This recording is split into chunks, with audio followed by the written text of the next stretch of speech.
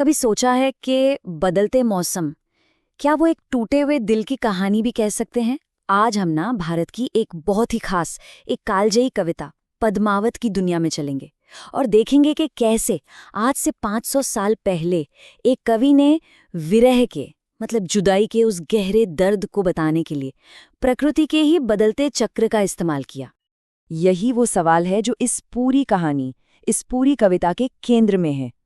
इससे पहले कि हम इतिहास की गलियों में जाएं, चलिए इस भावना को थोड़ा महसूस करते हैं। सोचिए कैसे बाहर की कड़ाके की ठंड अंदर के अकेलेपन को और भी चुभने वाला बना सकती है, या कैसे वसंत की खिलखिलाती धूप अपने दुख में और भी अकेला महसूस करा सकती है। तो ठीक है, चलिए आप कहानी में गहराई से उतरते हैं।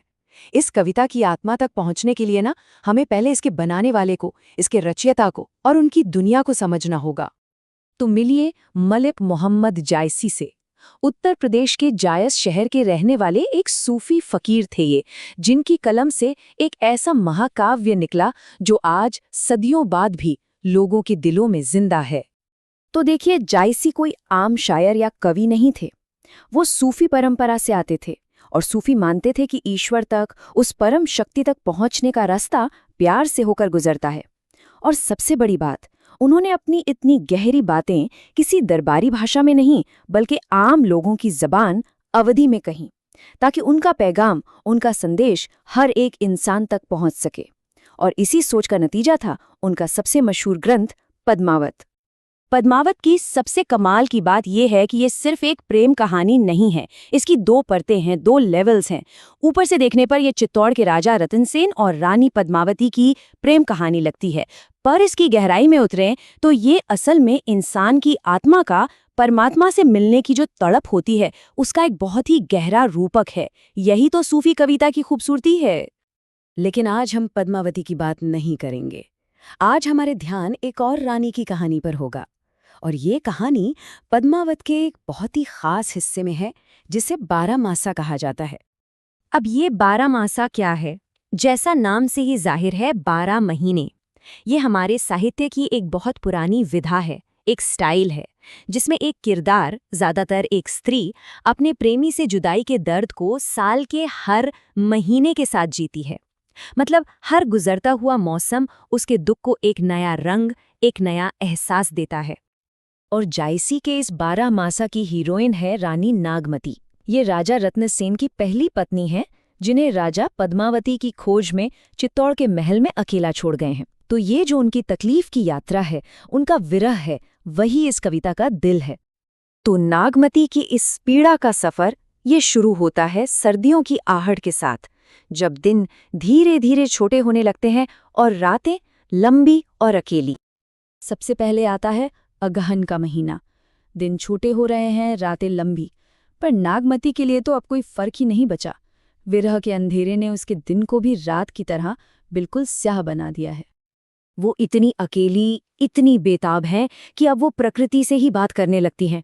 वो एक भौंवरे और एक कौवे को रोक कर कहती हैं, ए भौंवरे, ए कौवे, जाओ मेरे प्रियतम को ये संदेशा दो कि तुम्हारी पत्नी विरह की आग में जलकर मर गई, और उसी आग का धुआं है जो हमें लगा है, जिससे हम काले पड़ गए हैं। फिर आता है पूस का महीना और अपने साथ लाता है वो ठंड जो हड्डियों तक को कंपा दे। जायसी लिखते हैं कि ठंड इतनी ज्यादा है कि नागमती का दिल कांप रहा है और उसकी सेज, उसका बिस्तर उसे हिमालय की बर्फीली चट्टान जैसा ठंडा लग रहा है। और जायसी का जो वर्णन है ना, वो सिर्फ इमोशनल नहीं है, वो फिजिकल भी है। वो दिखाते हैं कि दुख कैसे शरीर को अंदर से खोखला कर देता है। नागमती कहती हैं कि विरह में मेरा खून सूख गया है, मेरा मांस गल चुका है और मेरी हड्डियां वो शंख के तरह पोली होकर टूट रही हैं। चलिए अब सर्दियों के सबसे मुश्किल, सबसे कठोर दौर में चलते हैं। ये वो वक्त है जहां नागमती का दुख अपने चरम पर पहुंच जाता है। माघ के महीने में पाला गिरना शुरू हो जाता है। बर्फीली बारिश, ठंडी हवाएं, ये सब उसके दुख को और बढ़ा रही हैं।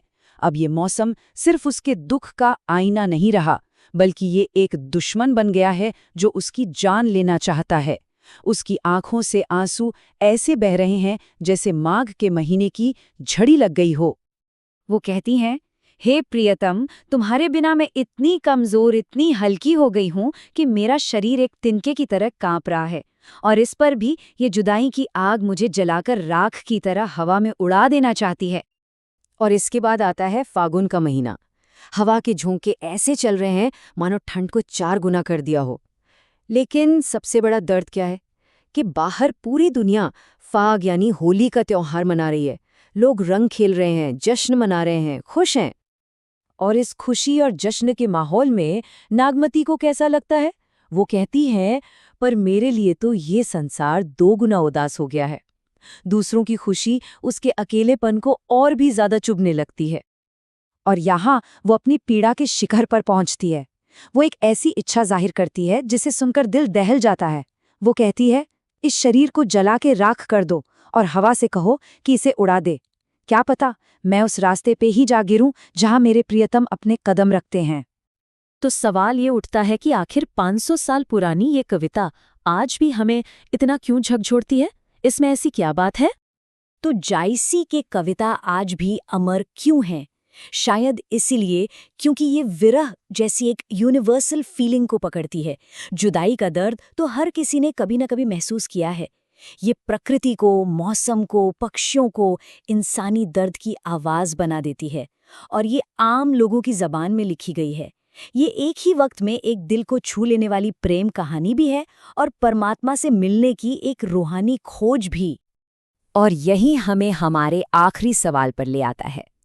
टेक्नोलॉजी के इस दौर में, इस भागती दौड़ती जिंदगी में, क्या रानी नागमती का सदियों पुराना दुख आज भी हमारे अपने दिल टूटने की, हमारे अकेलेपन की और हमारी उम्मीदों की कहानी कह सकता है?